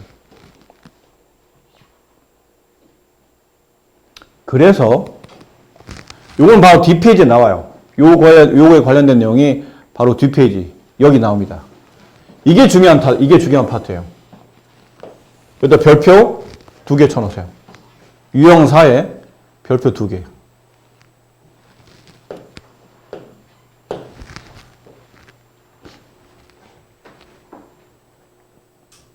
별표 3개. 별표 하나 뭐라고 했죠? 중요. 별표 2개. 시험에 나온다. 별표 3개. 너희 모르면 사람 아니다. 이런 느낌이죠. 이거는 시험과 관계없이 무조건 알고 있어야 된다. 이거는 시험과 관계없이 무조건 알고 있어야 돼요. 고등학교도 또 나오거든요. 자, 이제 합시다. 보세요. 루트 안에 A라는 수가 있어요. 그걸 제곱했어요. 그럼 답은 하나가 아니고 두 가지 형태로 분류가 된다는 얘기야. 답이 두 개라는 게 아니고 두 가지 형태로 고민해서 그 중에 골라서 답을 써야 된다는 얘기인데, 첫 번째, 아까 해온 한 대로 기억하시죠? 제곱과 루트가 만나면 서로 없앤다. 두 번째, 남아있는 수를 쓴다. 남아있는 수를 쓴다. 세 번째, 묻는다. 남한 수한테. 너 양수야, 음수야? 그랬더니, 나 양수야. 그러면 놔둔다. 나 음수야. 마이너스를 붙인다. 아셨어요? 근데 이러다 보니까, 선생님, 양도 있고 A가 오해하면 안 됩니다. 음이면 말이 안 되지 않나요? 루트 안에 또 음이 들어갑니까? 음을 제곱한 거 아니라 양이라고 그랬잖아. 루트 안에 그냥 순수하게 음이 들어간 게 아니고 음을 제곱한 거라 결론은 양을 계산하고 있는 거야. 근데, 그럼 그렇다면 양인 건 알겠는데 둘 다 제곱하면 양이 되니까. 그럼 0은 어디 들어와요? 0은 위에다 끼셔도 되고 아래에다 끼셔도 됩니다. 상관없으니까. 어차피 0은 0이냐, 마이너스 0이냐는 어차피 0이기 때문에 부호에 크게 영향을 받지 않아서 상관없지만 보통은 위에다 보통 등을 붙여줘요. 또 A가 0보다 크거나 같으면 A, A가 0보다 작으면 마이너스 A. 이해돼요? 이 말 이해됩니까? 이게 이해가 돼야 됩니다. 자, 그럼 연습합니다. 여기 있는 거. 이런 거 연습해 볼게요. 뭐 쓰실 필요 없습니다. 여러분 과제를 풀어야 될 거라 이건 쓰지 마시고 그냥 잠깐 보시면 돼요. A가 음수일 때, 처음부터 A가 음수라고 했죠? A가 음수일 때 다음 식을 간단히 하시오. 그럼 A가 음수이면 루트 안에 음수 아니라니까? 다 제곱돼 있잖아. 음수의 제곱, 음수의 제곱, 음수의 다 제곱되어 있는 거라 그건 걱정 안 하셔도 돼요. 그럼 처음부터, 그럼 얘부터 루트 안에 전체가 제곱되어 있는지 봐야 돼요. 그것도 중요합니다. 전체가 제곱되어 있는지. 전체 제곱되어 있죠? 그러면 1번 단계예요. 1단계. 제곱과 루트는 지운다. 2단계. 남은 수를 복사해 쓴다. 3단계. 묻는다. 너 양수니? 양이 엄이야. 위에 조건을 봐야 돼. 위에 조건을 봐. 3a. a가 지금 0보다 작다고 했잖아. 0보다 작은 a에다 3을 곱하면 이거 음수라고 그러네? 나 음수인데? 그럼 음수면 이게 답이에요? 아니요. 뭘 붙여야 돼요? 이게 답이에요. 이게 답이에요. 이해됩니까? 얘도 루트 안에 전체 제곱돼 있죠? 그럼 제곱부터 지워요. 2단계 뭐예요? 그대로 복사해 쓴다. 3단계 묻는다. 뭐라고? 너 양이야 음이야? 얘들 뭐라 그래요? 양수. 양이래. A가 음인데 마이너스라는 음을 곱해놨죠. 음과 음을 곱하면 양입니다. 그럼 얘는 양이네? 양이면 어떻게 해야 돼요? 놔둬야 돼 그냥. 양이면 그냥 놔둬야 돼. 이게 답이야. 그러면서 이 답이 이상하지 않나요? 루트 안을 제곱했으니까 답이 양수가 돼야 되는데 이건 음수 아닌가요? 마이너스가 붙었잖아요. A가 음이래잖아. 음에다 마이너스 5를 곱하면 모양상 음처럼 보이지만 실제로 이 값은 양이야 음이에요? 저건 양인 거야. 답을 양으로 쓴 거야 너 지금은. 답을 잘 쓴 거야. 이해 봅시다. 이것도 붙여놨죠? 제곱루트 지워주고 안에 있는 거 쓴다. 물어본다. 양인지 음인지. 의미 낸다. 바깥에 마이너스 붙인다. 이건 헷갈리면 안 된다. 얘는 이게 양인지 음인지 관계 있어 없어요? 없어. 원래 있는 부호야. 앞에서 뒤를 빼라는 원래 부호니까 건들지 마시고 그냥 놔두세요. 얘를 계산합니다. 제곱루트 지워주고 안에 있는 수를 씁니다. 물어봅니다. 너 양인지 음이니? 너 양인데? 놔둬야 돼. 놔둬야 돼. 그냥 놔둬야 돼. 괄호 외쳐? 얘랑 겹치지 말라고. 부호 겹치지 말라고. 그럼 답은 마이너스 3a 플러스 5a. 동량 처리돼서 2a가 정답이 돼요. 아셨나요? 아실 것 같죠? 여러분이 아시는 게 아닙니다. 사실은. 이런 것들. 다음을 간단히 하시오. x가 2보다 클 때 다음을 간단히 하시오. x가 2보다 크답니다. 얼마인지 몰라요. 2보다 크다 그래서 3, 4, 5가 아니야. 그건 자연수인 거고 2보다 큰 모든 숫자니까 소수, 분수, 유리수, 무리수 다 따지면 엄청나게 많은 수가 존재하겠죠. 무수히 많은 수. 이걸 계산하면 다음을 간단히 하시오라는 뜻은 값을 구하는 게 아니고 식을 최대한 단순하게 쓰라는 얘기니까 루트 옆에 제곱 붙었네? 그럼 얘는 루트 없이 쓰라는 얘기예요. 그게 간단히 쓰는 겁니다. 루트 없이, 루트가 있으면 복잡하잖아. 그렇지? 이런 것들. 근호 없이, 루트 없이 나타내시오. 그러면 이렇게 쓰는 것보다는 이게 더 유리하잖아. 그런 거예요. 똑같이. 최대한 간단히 쓰라고 루트 없이 표현하는 뜻이구나. 그걸 보니까 루트 안이 전체 제곱돼 있어요. 아까 이 꼴이네. 전체 제곱 이 꼴. 제곱부터 지워지고 쓴다. 물어본다. 양인재미지. 부호에 맞춰 쓴다. 이런 것처럼 1단계 제곱부터 지워진다. 2단계 남은 걸 쓴다. 이게 남았잖아요. 3단계 물어본다. 너 양이니 음이니? A가 2보다 커 작아? 크네요. A가 2보다 크다고 돼 있잖아요. 그럼 2보다 큰 수에서 2를 빼면 양이야 음이야? 양이잖아. 그럼 이 답은 어떻게 해야 돼? 놔둬야 돼? 둘 중에 하나. 네가 할 행동은 그냥 놔두거나 아니면 그 수 전체에 마이너스를 붙이거나. 놔둬야 돼? 전체 마이너스 붙여야 돼? 놔둬야 돼. 이거 양이니까. 이게 답이야. 그래서. 두 번째. 루트 안에 전체 제곱 맞네? 그럼 1단계 제곱부터 지운다. 2단계 안에 있는 수를 갖다 복사해 쓴다. 3단계 물어본다.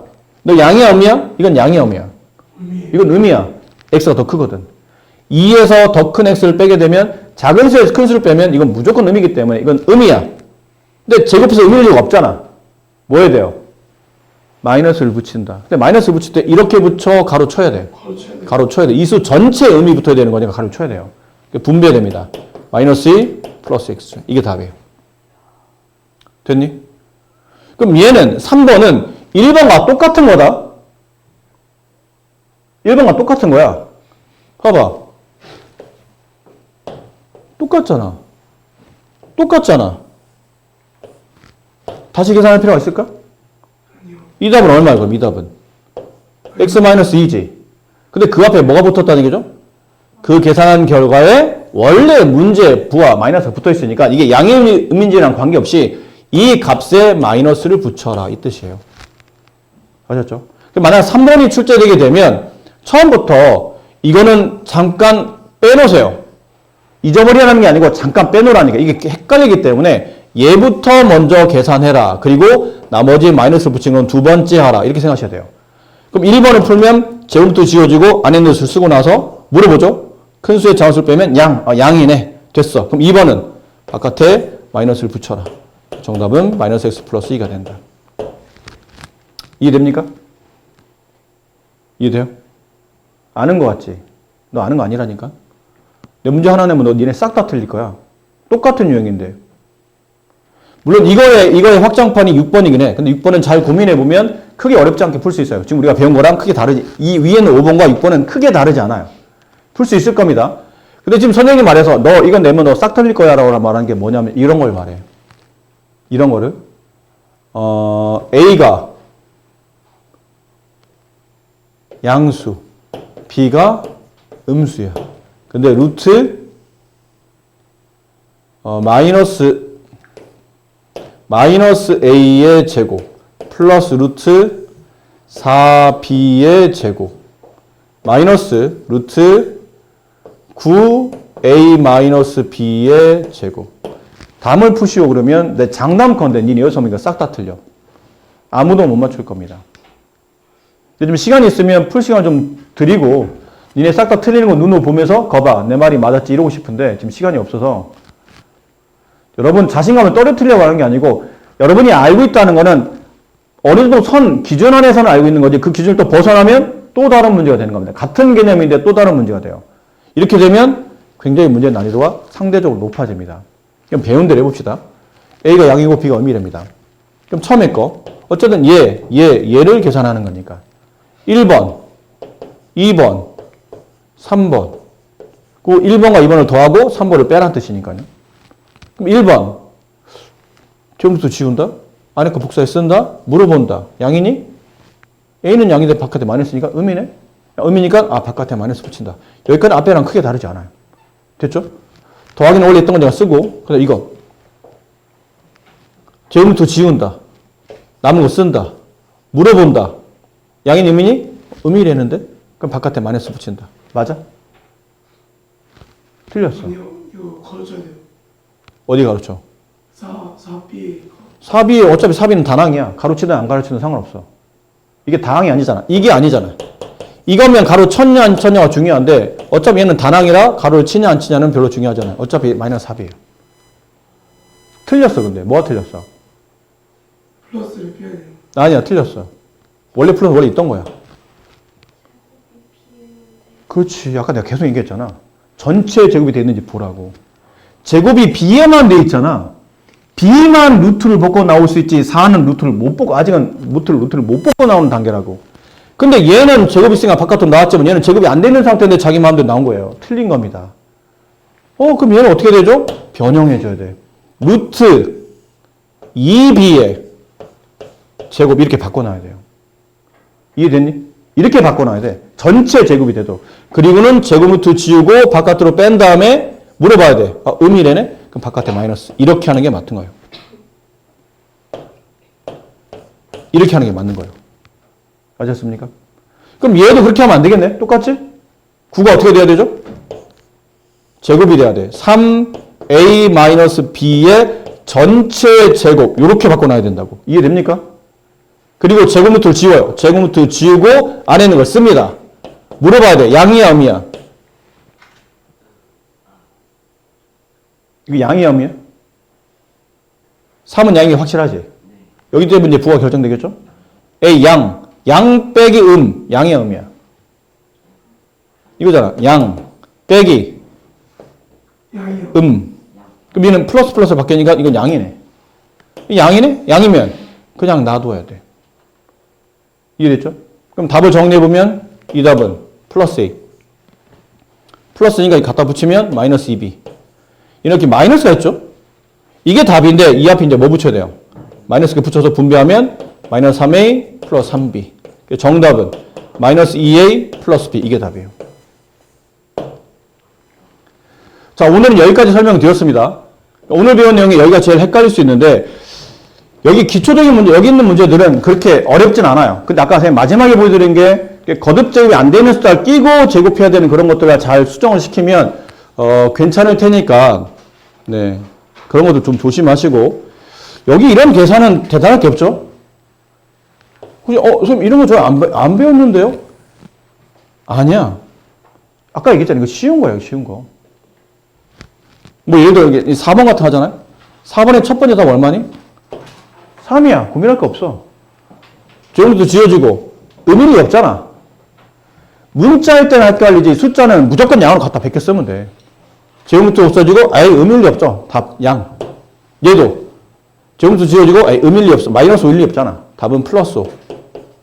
마이너스 제곱도 지어지고 뭐 나오는데 아예 의미는 없어. 양수 2분의 1. 곱하기 얘는 루트 6의 제곱이지. 그렇게 볼 수 있잖아. 그럼 제곱도 지어지고 답 6. 또 이거 더하고 이거 빼고 하지 마라. 곱셈이 먼저다. 3 플러스 5 마이너스 3 없어지고 정답. 이렇게 하라는 얘기예요. 숫자니까 어렵게 문자가 오히려 어렵지 숫자는 그냥 다 양으로 갖다 베껴 쓰면 돼 답을. 근데 이런 것만 조심해야 되겠죠. 이건 양이지만 여기 음 붙었잖아. 양수에 음 붙었으니까 이거는 음으로 계산해야 되게 맞겠죠. 그러니까 그런 것들 조심하시면 뭐 딱히 여기는 대단히 어려울 거 없으니까 과제는 여기까지입니다. 10페이지까지. 이 과제는 언제 검사하냐면 다음 주 토요일 날 주말 수업할 때 이걸 검사할 거예요. 그러니까 그 사이에 한꺼번에 과제하지 마시고 좀 중간중간에 다음 주 화목 수업할 때 중간중간에 이걸 체크할 겁니다. 그러니까 이걸 들고 오셔야 돼요. 알겠죠? 놓고 오면 안 돼요. 이제 교재는 들고 다녀야 돼요. 교재를. 까지라고요? 여기까지. 10페이지까지. 페이지. 네. 그러니까 중간중간 어디까지 하고 있는지를 체크해 볼 테니까 고생 많으셨습니다. 첫 수업. 얼른 가세요. 시간이 좀 오버됐으니까 집에 식구들 기다리세요. 얼른 가시면 됩니다.